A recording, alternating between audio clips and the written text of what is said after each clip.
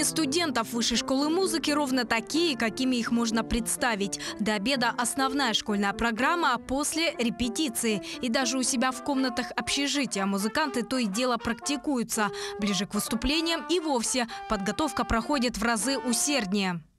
В первую очередь у нас учащаются репетиции, добавляются дополнительные часы. Иногда мы занимаемся в администрации, иногда занимаемся в школе. У нас еще был плац-номер, плац-концерт конкурсный. Там мы репетировали уже на улице, а так как у нас территория школы большая, у нас была на то возможность. Такое усердие не могло не дать плоды. В финале конкурса «Кубок Сталинграда» наш оркестр обошел 54 лучших коллектива страны из 28 регионов и завоевал первое место. И это несмотря на колоссальное давление. Все-таки в год 80-летия Победы город-герой Волгоград практически стал местом паломничества тысяч россиян. Выступать перед такой внушительной аудиторией – большая ответственность. Нагрузка большая. Но дети наши собрались, очень такие мобильные, вот, и условия были хорошие, мы успевали даже отдыхать.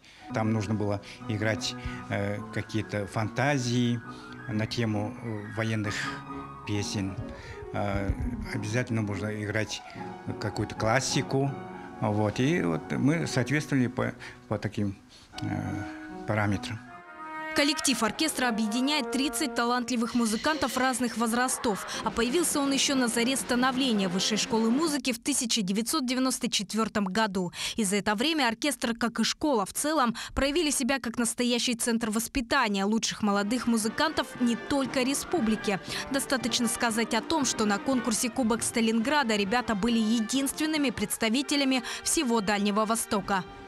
Скоро у нас летом будет международный конкурс «Симфония добра». Сюда будет стечение всех музыкантов по всем направленностям, по всей специальности. И думаю, что наша школа, Высшая школа музыки, является одним из центров Дальнего Востока.